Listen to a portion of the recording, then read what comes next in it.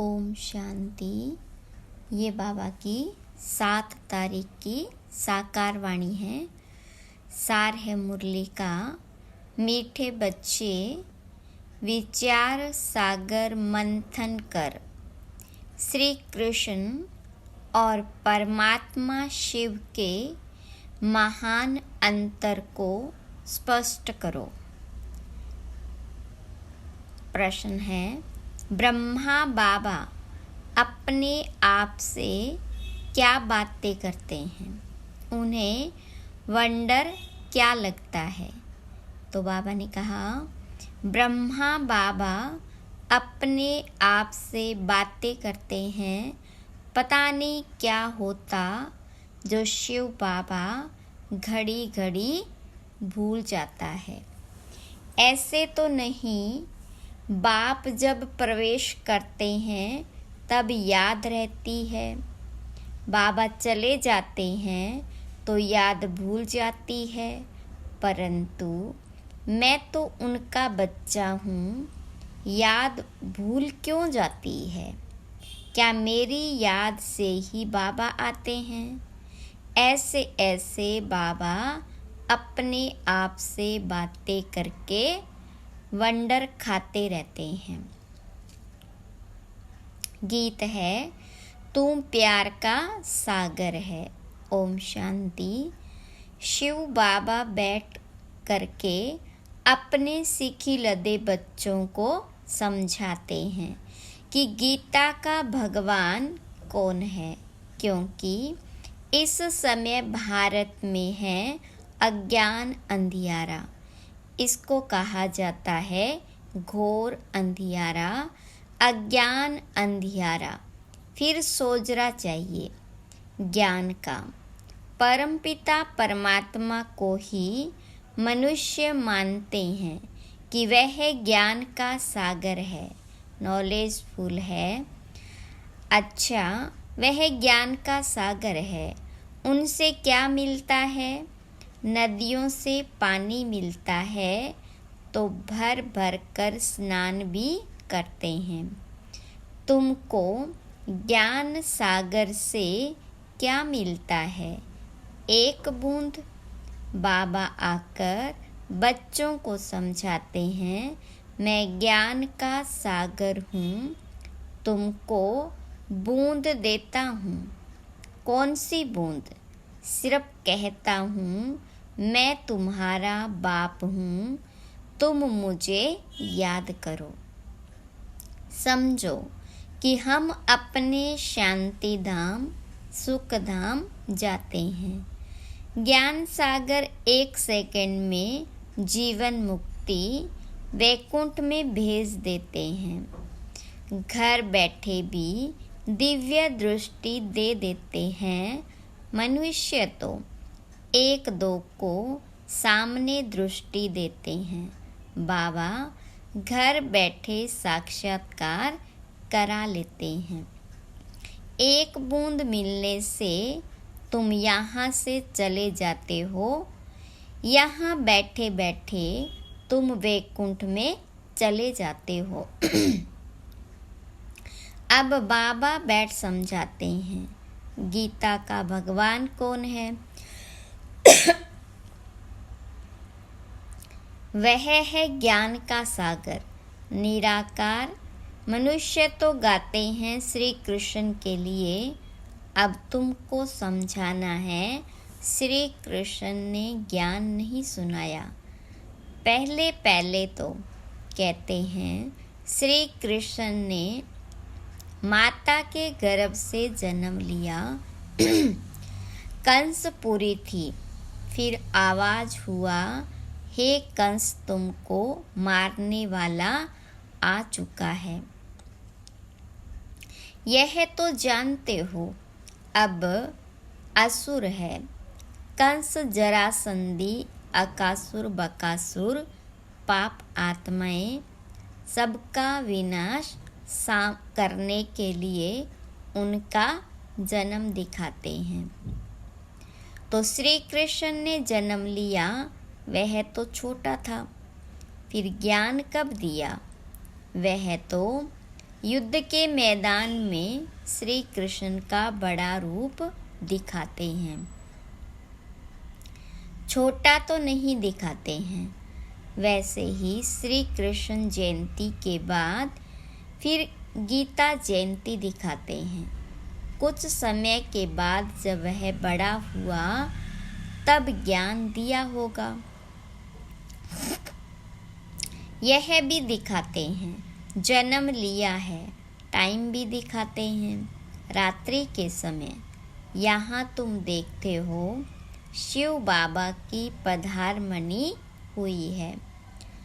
कोई को पता नहीं कि कब प्रवेशता हुई।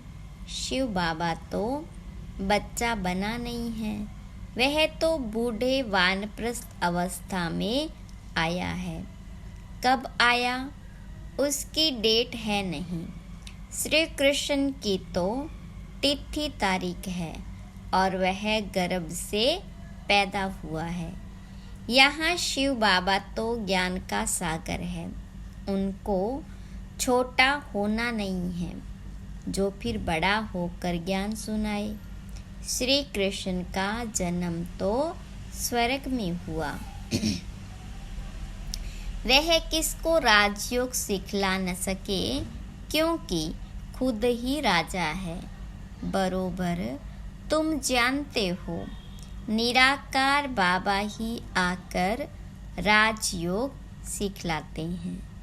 पतितों को पावन, राजाओं का राजा बनाते हैं। उस हद के रात और दिन तथा इस बेहद के रात और दिन में अर्थ में भी फर्क है। यह है संगम। जबकि ब्रह्मा की रात पूरी हो, ब्रह्मा का दिन शुरू होता है। यह है बेहद की रात्रि। अज्ञान अंधियारा सतयुग में है सोजरा। उस रात की बात नहीं, वह तो श्री कृष्ण का जन्म रात में मनाते हैं। वह हुई हद की बात और यह है बेहद की। तो बाबा कहते हैं मैं आता हूँ, मेरी कोई तिथि तारीख नहीं। कृष्ण राम आदि की तो तिथि तारीख है, मुख्य है ही दो। अभी श्री कृष्ण जयंती आती है ना, उन्हों को समझाना है। कृष्ण तो छोटा बच्चा है, रात और दिन तो ब्रह्मा का गाया जाता है। ब्रह्मा का दिन श्री कृष्ण है और ब्रह्मा की रात ब्रह्मा है। ब्रह्मा ही फिर सो श्री कृष्ण बनता है। वह तो समझते हैं कृष्ण भगवान है, वह हाजिरा हजूर है। तो इस पर भी समझाना है। तुम्हारी है शिव जयंती व शिवरात्रि कहो। शिव जयंती कहना ठीक है, यह भी समझाना होता है। वह गर्भ में तो आते नहीं हैं, साधारण तन में आते हैं। श्री कृष्ण की तो 8 पीढ़ी चलती है। छोटेपन में उनको मोहन अथवा कृष्ण कहते हैं। जैसे प्रिंस ऑफ वेल्स है, वैसे पहले पहले गद्दी इंद्रप्रस्थ की, प्रिंस ऑफ इंद्रप्रस्थ। फिर वह प्रिंस से किंग होगा। कृष्ण अक्सर नहीं, महाराजा नाम ही गाया जाता है। श्री कृष्ण नारायण को महाराजा महारानी कहते हैं। किंग अक्सर अंग्रेजों का है, असुल नाम महाराजा महारानी है। ऐसे नहीं कि नारायण ने ज्ञान दिया था, स्वयंवर बाद श्री कृष्ण फिर श्री नारायण बनते हैं। अब इस ज्ञान सागर शिव का नाम तो बदलता नहीं, एक ही नाम है उनका। वह रथ तो बड़ा है, आने से ही ज्ञान सुनाना शुरू कर दिया। यह ब्रह्मा तो कुछ नहीं जानते थे। समझ में आता है इनमें आया हुआ है जो साक्षात्कार कराते हैं, नॉलेज दे रहे हैं। यह साक्षात्कार का राज अथवा यह नॉलेज शुरू में पहले समझ में नहीं आती थी। बाबा अपना अनुभव बताते हैं। शुरू में बनारस गए तो दीवारों पर गोले आदि निकालते रहे। समझ में कुछ नहीं आता था यह क्या है, क्योंकि यह तो जैसे बेबी बन गए, नया जन्म लिया ना। कहते हैं ना बाबा हम 8-10 मास का आपका बच्चा हूँ, तो मैं भी बच्चा हो गया। तो पहले कुछ समझ में नहीं आता था, वह ज्ञान की बातें ही और थी। अगड़म बगड़म क्या क्या बैठ निकालते थे। अभी तो सीखते सीखते कितने वर्ष हो गए, अभी बाबा की बातें समझ में आती है। बच्चों को श्री कृष्ण जयंती पर समझाना है। चित्र तो बरोबर है, झाड़ में ब्रह्मा का चित्र भी है। मक्खन तो यह हप कर लेते हैं, विश्व के मालिक पने का माखन है। श्री कृष्ण तो सत्युग की प्रारब्ध लेकर के आया है। श्री कृष्ण है सत्युग का पहला प्रिंस, फिर उनके बच्चे भी प्रिंस बनेंगे। यह है उनकी प्रारब्ध जो कलयुग में तो थी नहीं। तो यह सूर्यवंशी की प्रारब्ध किसने बनाई? गाया जाता है ज्ञान सूर्य प्रगटा, अज्ञान अंधेर विनाश। ज्ञान सागर तो शिव बाबा है, वह आए हैं और स्वर्ग की स्थापना कर रहे हैं। कंट्रास्ट बतलाना है। श्री कृष्ण कैसे गर्भ में आया दिखाते हैं। वहाँ कंस जरासंधी आदि थे, परंतु वहाँ यानी सतयुग में असुर तो हो न सके। असुरों और देवताओं की लड़ाई दिखाते हैं। तो जरूर असुर कलयुग अंत में होंगे, देवताएं सतयुग आदि में होंगे। दोनों की लड़ाई तो लगी नहीं है। महाभारत लड़ाई बरोबर है। देवताएं तो यहाँ हो न सके।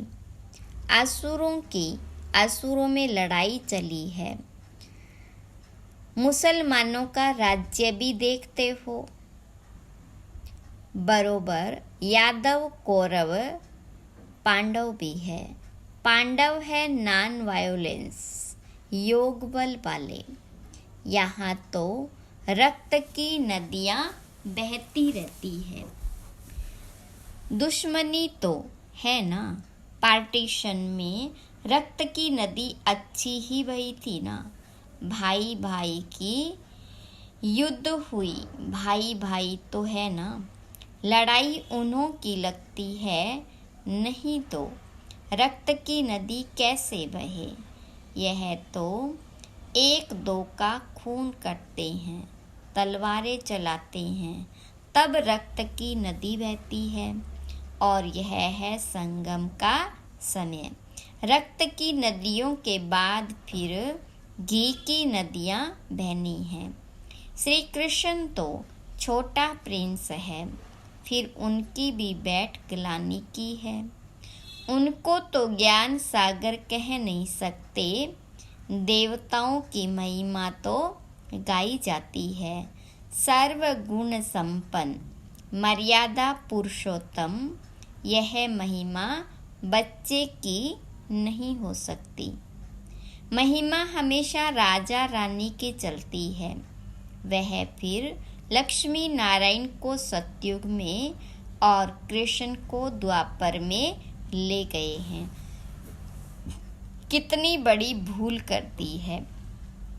लक्ष्मी नारायण की छोटेपन की कहानी भी कोई बता नहीं सकते। राम सीता की भी कुछ न कुछ बतलाते हैं। कृष्ण की भी उल्टी सुल्टी बात बतलाते हैं। कुछ तो सुल्टी कहानी भी बताओ। लक्ष्मी नारायण की तो महिमा गाई जाती है। सर्वगुण संपन्न 16 कला संपूर्ण, संपूर्ण निर्विकारी मर्यादा पुरुषोत्तम, अहिंसा परमो धर्म। अच्छा, उन्हों को राज्य किसने दिया? मनुष्य का नाम सुन मूंझ जाते हैं। लक्ष्मी नारायण कहने से तुम चले जाते हो सतयुग में। यह है नर से नारायण बनने की कथा। श्री कृष्ण बनने की कथा नहीं कहते, इसको सत्य नारायण की कथा कहेंगे। सत्य कृष्ण की कथा नहीं कहा जाता। सच्चा बाबा ज्ञान सागर यह कथा सुनाते हैं। सारी सृष्टि के आदि मध्य अंत की कथा है। उसमें श्री लक्ष्मी नारायण की कथा भी आ जाती है। उनके 84 जन्मों की कथा दिखलाते हैं। श्री नारायण की कथा से बेड़ा पार हुआ। बरोबर बाबा बैठ बच्चों को नर से नारायण बनने की सच्ची कथा सुनाते हैं। श्री नारायण तो बड़ा है ना। स्वयंवर से पहले कौन थे? क्या लक्ष्मी नारायण ही नाम था या दूसरा और कोई नाम था? है राधे कृष्ण जिनका स्वयंवर बाद लक्ष्मी नारायण नाम रखा है। बाबा ऐसे निबंध देते हैं, फिर तुमको विचार सागर मंथन करना चाहिए। पहले नंबर की भूल यह है, तुम जानते हो अभी है ही कलयुग। यादव कौरव पांडव भी है, कलयुग का समय भी है। कलयुग के बाद जरूर सतयुग होगा। बाबा कहते हैं, मैं गाइड बन आया हूँ, रावण के चंबे से छुड़ाए वापिस ले जाने, आत्माओं को ही ले जाऊंगा। गाया जाता है, आत्मा परमात्मा अलग रहे बहुकाल, सुंदर मेला कर दिया जब सतगुरु मिला दलाल। ऐसे नहीं कि कृष्ण अलग रहे बहुकाल, महिमा ही उस निराकार की है। सुंदर मेला कर दिया जब वह सतगुरु मिला दलाल। यहाँ तो सब गुरु ही है, गाया हुआ है सतगुरु मिला दलाल। सत परमपिता परमात्मा दलाल के रूप में मिलते हैं। सौदा दलाल द्वारा होता है, यह भी सगाई होती है। आत्मा और परमात्मा अलग है। परमात्मा है निराकार, वह आकर इसमें प्रवेश कर तुम्हारी सगाई करते हैं। खुद दलाल बनते हैं, कहते हैं मुझ परमपिता परमात्मा को याद करो।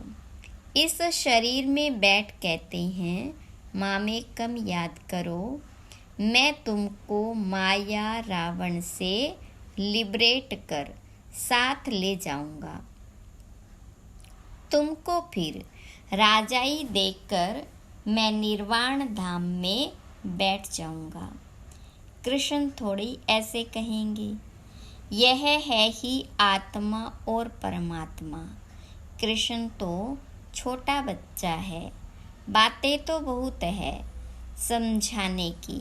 तो बाबा ने समझाया कैसे इसमें प्रवेशता हुई।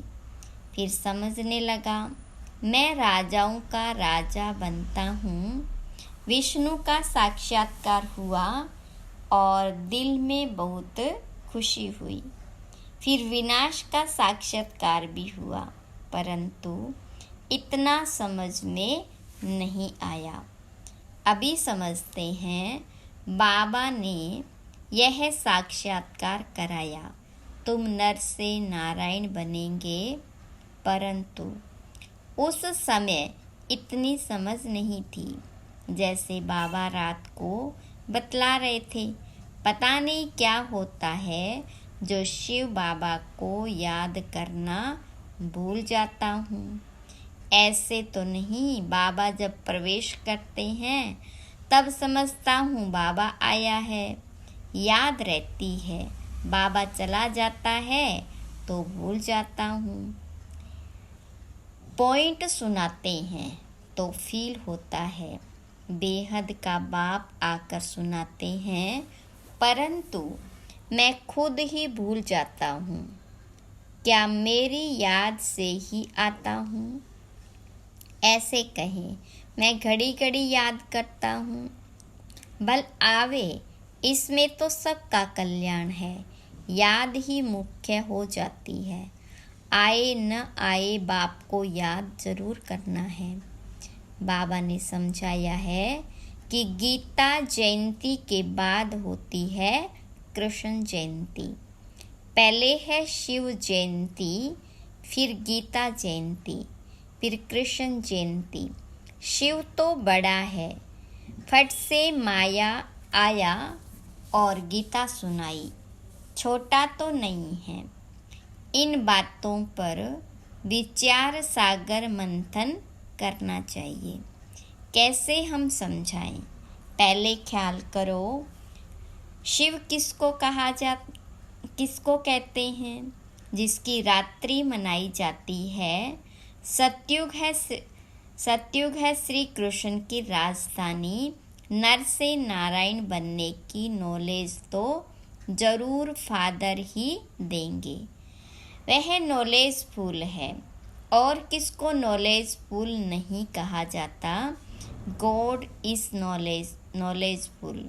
रचयिता बीज रूप है, वही ड्रामा की नॉलेज सुनाएंगे। ड्रामा कब शुरू होता है और फिर कब पूरा होता है, किसको पता ही नहीं।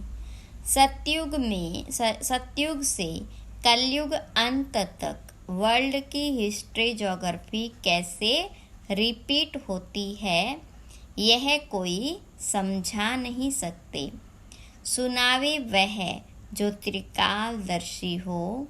त्रिकालदर्शी तो कोई है नहीं सिवाय एक के, वही तुमको त्रिकालदर्शी बनाते हैं।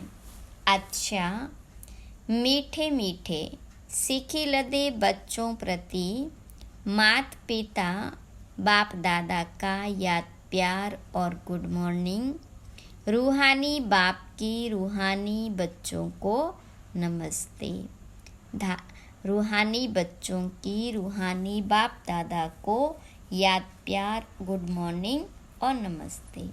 धारणा के लिए मुख्य सार। पहली पॉइंट, मास्टर नॉलेजफुल और त्रिकालदर्शी बन श्री कृष्ण और परमात्मा शिव के महान अंतर को स्पष्ट कर घोर अंधियारे से निकालने की सेवा करनी है। दूसरी पॉइंट, बाबा जो ऐसे निबंध देते हैं उस पर विचार सागर मंथन करना है। ख्याल करना है कैसे किसको समझावें। वरदान, बुद्धि के चमत्कार द्वारा आकार में साकार का अनुभव करने वाले दिलाराम के दिलरुबा भव। विस्तार है, कई बच्चे आए भल पीछे हैं, लेकिन आकार रूप द्वारा भी अनुभव साकार रूप का करते हैं। ऐसे अनुभव से बोलते हैं कि हमने साकार में पालना ली है और अब भी ले रहे हैं। तो आकार रूप में साकार का अनुभव करना, यह बुद्धि की लगन का स्नेह का प्रत्यक्ष स्वरूप है। यह भी बुद्धि के चमत्कार का सबूत है। ऐसे बच्चे ही दिलाराम बाबा के समीप दिलाराम के दिलरुबा है, जिनके दिल में सदा यही गीत बजता है, वाह मेरा बाबा वाह। स्लोगन: त्यागी आत्मा के हर कर्म व कदम में सफलता समाई हुई है। ओम शांति।